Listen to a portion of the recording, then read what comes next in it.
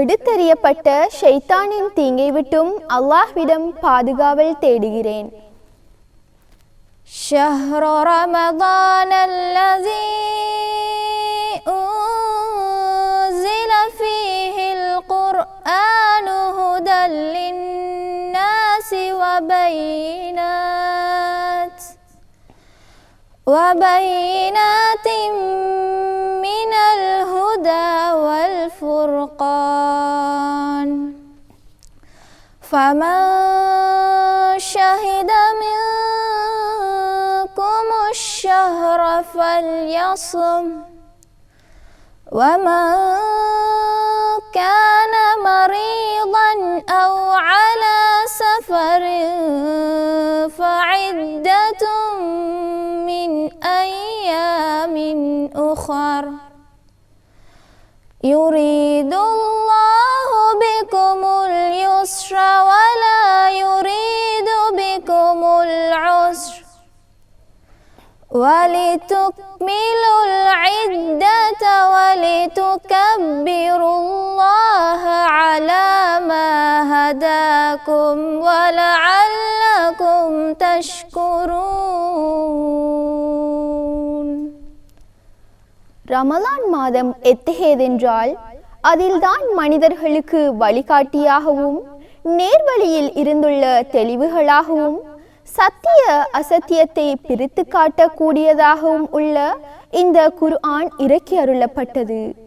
ஆகவே உங்களில் எவர் அம்மாதத்தை பெறுகிறாரோ அவர் அதில் நோன்பு நோற்றிவிடவும், எவரேனும் நோயாளியாகவோ அல்லது பிரயாணத்திலோ இருந்தால் மற்ற நாட்களில் ஏற்கனவே விடுபட்ட நோன்பினை எண்ணி நோற்றிவிடவும். அல்லாஹ் உங்களுக்கு இலகுவை நாடுகிறான், மேலும் அவன் உங்களுக்கு சிரமத்தை நாடவில்லை. மேலும் நோன்பின் எண்ணிக்கையை நீங்கள் பூர்த்தி செய்வதற்காகவும் அல்லாஹ்வை உங்களுக்கு அவன் நேர்வழி காட்டியதற்காக நீங்கள் பெருமைப்படுத்துவதற்காகவும் நீங்கள் அல்லாஹுக்கு நன்றி செலுத்துவதற்காகவுமே இச்சலுகைகளை உங்களுக்கு அல்லாஹ் வழங்கியுள்ளான். وَإِذَا سَأَلَكَ عِبَادِي عَنِّي فَإِنِّي قَرِيبٌ أُجِيبُ دَعْوَةَ الدَّاعِ إِذَا دَعَانِ فَلْيَسْتَجِيبُوا لِي وَلْيُؤْمِنُوا بِي لَعَلَّهُمْ يَرْشُدُونَ. மேலும் நபியே, என்னுடைய அடியார்கள் என்னை பற்றி உம்மிடம் கேட்டால் அதற்கு நேர் கூறுவீராக. நிச்சயமாக நான் அவர்களுக்கு மிக சமீபமாகவே இருக்கின்றேன். அழைப்பவரின் அழைப்புக்கு அவர் என்னை அழைத்தால் நான் பதிலளிப்பேன். ஆகவே அவர்கள் நேரான வழியை அடைவதற்காக அவர்கள் என்னுடைய கட்டளைகளை ஏற்று எனக்கு பதில் அளிக்கவும், மேலும் அவர்கள் என்னையே விசுவாசிக்கவும். ஸதகல்லாஹுல் அஸீம்.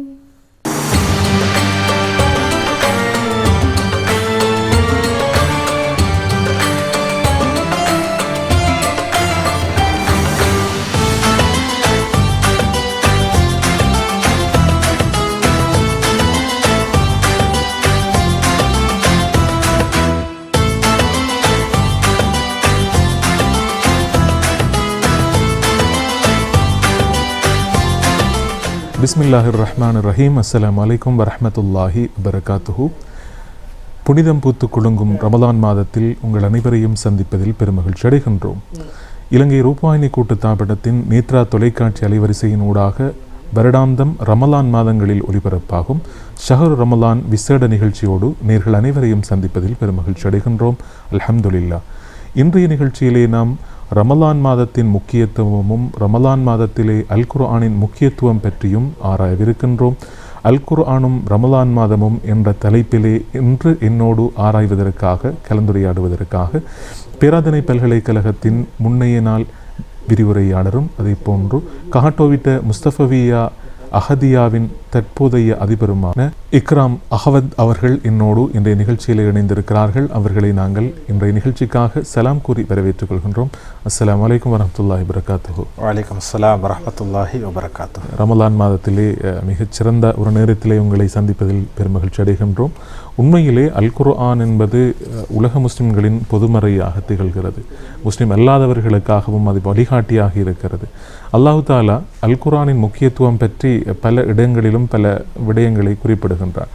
இன்றைய நிகழ்ச்சியிலே நாங்கள் ரமலான் மாதத்தில் அல் குர்ஆனின் முக்கியத்துவம் என்றால் என்ன என்பது பற்றி இன்று கலந்துரையாடி இருக்கின்றோம்.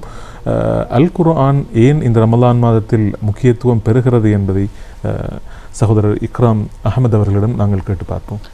பிஸ்மில்லாஹிர் ரஹ்மானிர் ரஹீம். அல்ஹம்துலில்லாஹ் வஸ்ஸலாத்து வஸ்ஸலாமு அலா ரசூலில்லாஹ் வ அலா ஆலிஹி வ ஸஹ்பிஹி வ மன் வாலா. உண்மையில் ரமலான் மாதத்தில் ஒரு முக்கியமான ஒரு நேரத்தில் ஒரு மார்க்க விடயங்களை பற்றி அந்த கலந்துரையாடலில் கலந்து கொள்வதில் பெருமகிழ்ச்சி அடைகிறேன்.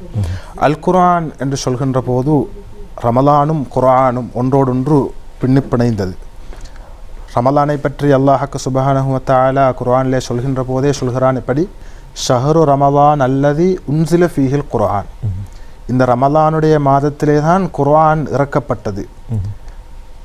குர்ஆன் இறக்கப்பட்டதனால்தான் அல்லாஹ்க்கு சுப்ஹானஹு வ தஆலா இந்த ரமலானை சங்கைப்படுத்தி நோன்பு எனும் ஒரு கடமையை அல்லாஹு தஆலா கடமையாக்க. அதே ஆயத்திலே தான் அல்லாஹ் பிறகு என்ன சொல்கிறான், ஃபமன் ஷஹித மின்குமுஷ் ஷஹர ஃபல்யசும். அந்த மாதத்தை அடைந்தால் நோன்பு நோருங்கள்.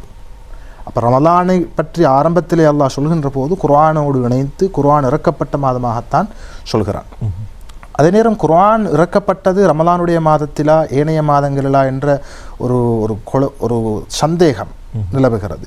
ஆனால் உண்மையில் ரமலானுடைய மாதத்திலே தான் குர்ஆன் அருளப்பட்டது. அதிலே மாற்று கருத்தில் ஏனென்றால் அல்லாஹ் தெளிவாக குர்ஆனிலே சொல்லிவிட்டான். ஆனால் குர்ஆன் ஏனைய வேதங்களை போன்று ஒரே நாளில் ரசூலுல்லாஹி ஸல்லல்லாஹு அலைஹி வஸல்லம் அவர்களுக்கு அருளப்படவில்லை. மாறாக குர்ஆனுடைய அருளப்பட்ட ஒழுங்குமுறை எப்படி, முதலாவது அதாவது கடைசி வானம் கீழ் வானத்திலே இருக்கக்கூடிய அல்லது முதலாவது வானத்திலே இருக்கக்கூடிய பைத்துல் இஸ்ஸா என்ற இடத்துக்கு முழு குர்ஆனும் லௌஹுல் மஹ்ஃபூதிலிருந்து இறக்கப்பட்டது. அங்கிருந்து தான் ரசூலுல்லாஹி ஸல்லல்லாஹு அலைஹி வஸல்லம் அவர்களுடைய 40வது வயதில் ஹிரா குகையில் வைத்து ஜிப்ரீல் அலைஹிஸ்ஸலாம் மூலம் சூரத்துல் அலக்கூடிய முதல் 5 வசனங்கள் அருளப்பட்டு 23 வருடங்களாக படிப்படியாக அருளப்பட்டன. எனவே அல் குர்ஆன் ரமலானுடைய மாதத்திலே தான் ஆரம்பமாக லைலத்துல் கத்ருடைய அந்த இரவிலே தான் அருளப்பட்டது என்பதுதான் மிக பொருத்தமான கருத்து. அதல்லாமல் ஷஅபானுடைய மாதத்தின் 15வது இரவிலே அருளப்பட்டதாகவும் சொல்லப்படுவது அல் குர்ஆன் 2 கட்டங்களாக அருளப்பட்டதை வைத்துத்தான் சொல்லப்படுகின்றது. அதுவும் ரமலானுடைய மாதத்தில் அது குர்ஆனுடைய மாதம் என்றே சொல்லலாம். ஷஹருல் குர்ஆன் என்றே சொல்லலாம். குர்ஆனோடு குர்ஆனை விளங்குவது, குர்ஆனை ஓதுவது, மனனமிடுவது என பல பரிணாமங்களில் குர்ஆனோடு ஒரு மனிதன் கூடுதலான ஈடுபாட்டை ரமலான் மாதத்தில் வைத்துக்கொள்ள வேண்டும். நிச்சயமாக.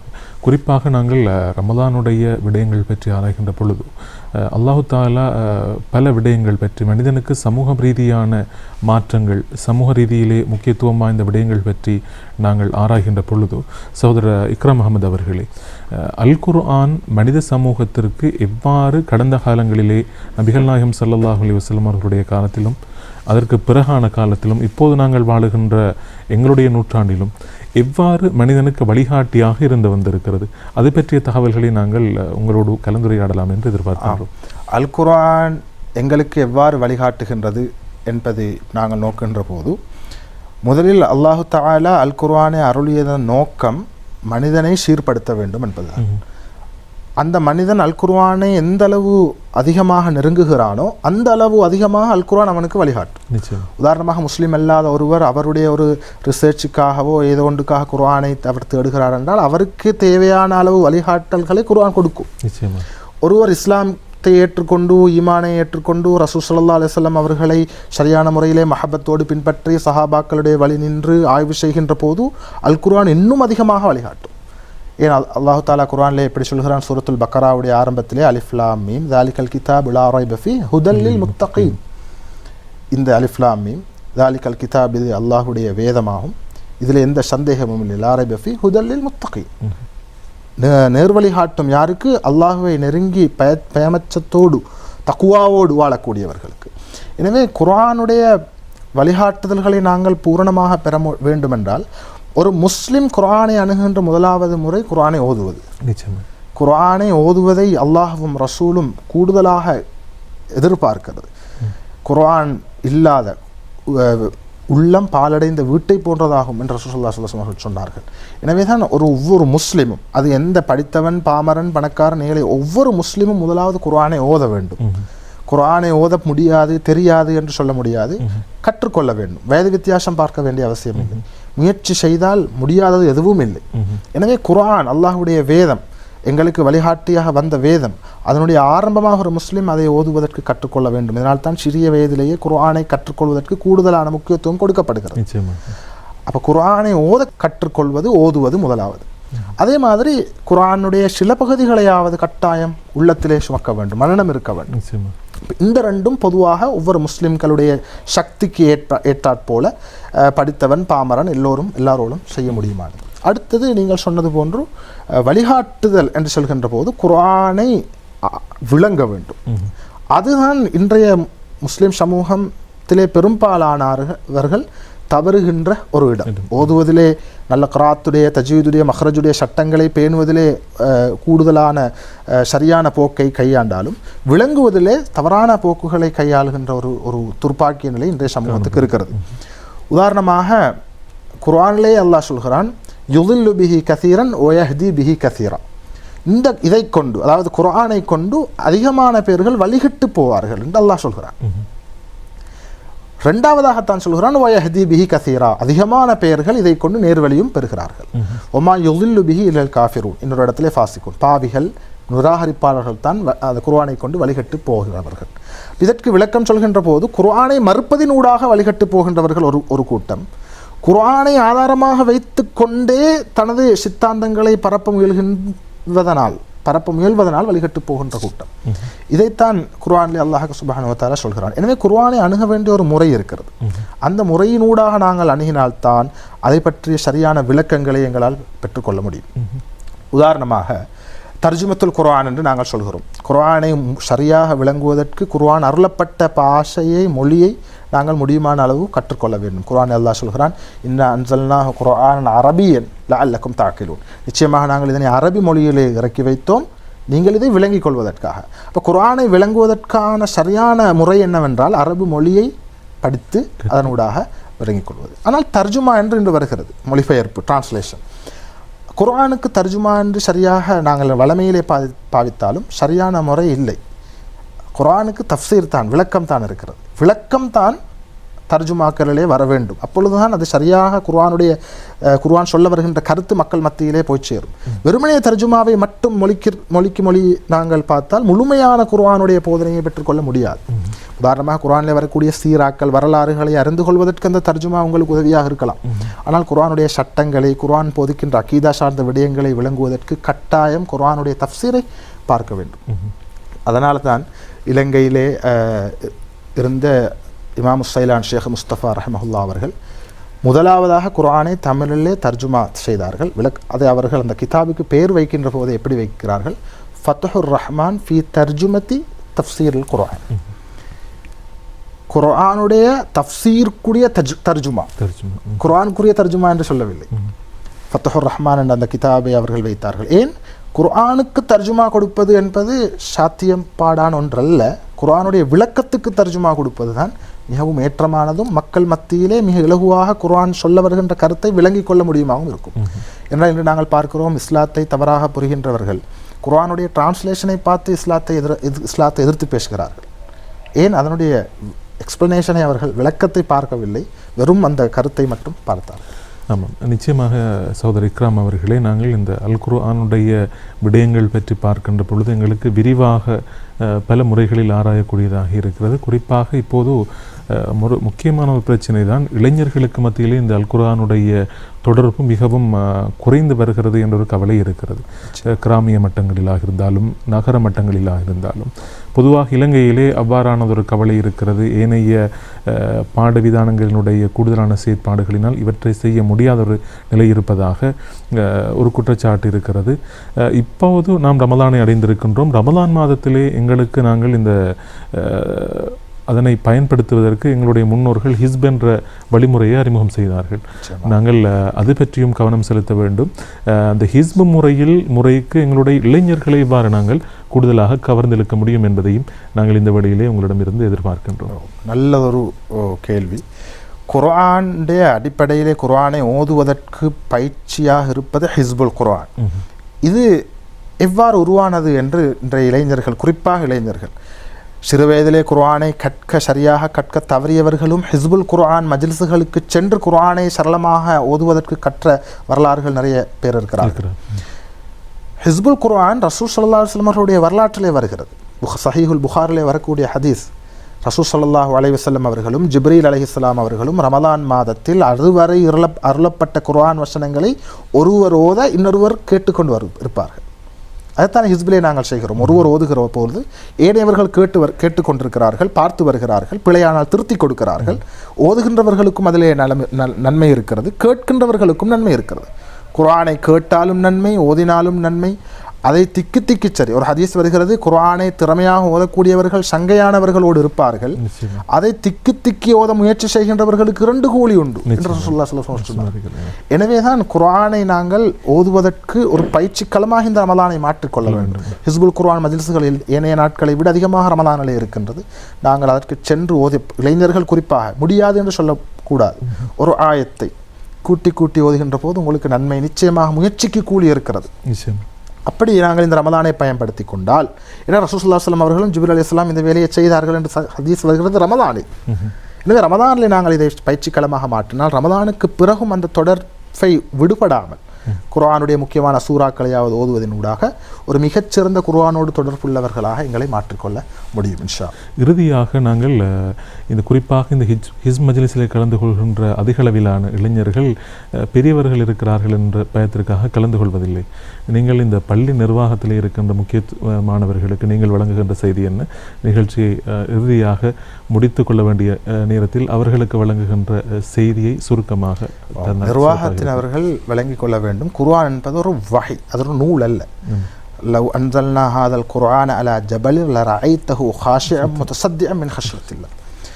குர்ஆனை அல்லாஹு தஆலா ஒரு மலையின் மீது இறக்கினால் அந்த அல்லாஹ்வின் மீது உள்ள அச்சத்தினால் அது வெட்டித்து சுக்குநூறாகும் என்று அல்லாஹ் சொல்கிறான். எனவே அந்த வஹியை மக்கள் மயப்படுத்துவது முஸ்லிம் பள்ளிகள் வாசல் நிர்வாகிகளுடைய முக்கியமான ஒரு கடமை. பள்ளி வாயல்கள் ஏன் வைக்கப்பட்டிருக்கிறது? இஸ்லாமிய சமூகத்தை கட்டியெழுப்புவது தொழுகையினூடாக, 2வது குர்ஆன் திலாவத்தினூடாக. எனவே குர்ஆன் திலாவத், அது சம்பந்தமான நாலேஜ், அது சம்பந்தமான அறிவு கொடுக்கிறது. அதே மாதிரி குர்ஆனை ஓதுறதுக்கு பயிற்சிகளை கொடுக்கிறது, குர்ஆனுடைய விளக்கங்களை சொல்வது, குர்ஆனை அணுகுகின்ற கலைகள் இருக்கின்றன, முஹ்கம், முத்தஷாபிஹ், நாசிஹ், மன்சூஹ், இது சம்பந்தமான விளக்கங்களை கொடுப்பது நிர்வாகிகள் உலமாக்களுடைய முக்கியமான கடமை. உலமாக்களும் நிர்வாகிகளும் இணைந்து இளைஞர் சமூகத்துக்கு, வளர்ந்து வருகின்ற முஸ்லிம் சமூகத்துக்கு இந்த விளக்கங்களை கொடுக்க தவறினால் அது மிகப்பெரிய ஒரு பொறுப்பு கூற வேண்டிய ஒரு ஸ்தானத்திலே அவர்கள் இருக்கிறார்கள். உங்களுடைய செய்தி எங்களுடைய நிர்வாகத்தினருக்கும் உலமாக்களுக்கும் குறிப்பாக சென்றடையும் என்பதை நாங்கள் இந்த வேளையிலே தெரிவித்துக் கொண்டு இன்றைய ஷஹருல் ரமலான் நிகழ்ச்சியிலே நாங்கள் அல் குர்ஆனும் ரமலானும் என்ற தலைப்பிலே கலந்துரையாடினோம். மிக குறுகிய நேரத்திலே ஆக்கபூர்வமான கலந்துரையாடலில் என்னோடு கலந்து கொண்டார்கள் பேராதனை பல்கலைக்கழகத்தின் விரிவுரையாளராக பணியாற்றி வரும் கஹட்டோவிட்ட முஸ்தஃபவியா அஹதியாவின் தற்போதைய அதிபருமாக பணியாற்றி கொண்டிருக்கின்ற சகோதரர் இக்ராம் அகமது அவர்களுக்கு நாங்கள் இந்த நிகழ்ச்சியிலே கலந்து கொண்டமைக்காக நன்றிகளை தெரிவித்துக் கொள்கின்றோம். ஜஸாக்குமுல்லாஹ் கைரன். பாரக்கல்லாஹ் கைரன். இத்தோடு இன்றைய நிகழ்ச்சியை நாங்கள் நிறைவு செய்து கொள்கின்றோம். இன்றைய நிகழ்ச்சியிலே அதிதியாக கலந்து கொண்ட சகோதரர் இக்ராம் அகமது அவர்களுக்கு நன்றிகளை தெரிவித்துக் கொண்டு நிகழ்ச்சி தயாரிப்பாளர் சகோதரர் முபாரக் முஹிதீன் அவர்களுக்கும் நன்றியை தெரிவித்துக் கொண்டு இன்ஷா அல்லாஹ் மற்றொரு ஷஹருல் ரமலான் நிகழ்ச்சியில் உங்கள் அனைவரையும் சந்திக்கும் வரை விடைபெற்றுக் கொள்கின்றேன். ஃபஸ்ஹான் நவாஸ். அஸ்ஸலாமு அலைக்கும் வரஹ்மத்துல்லாஹி வபரகாத்துஹு.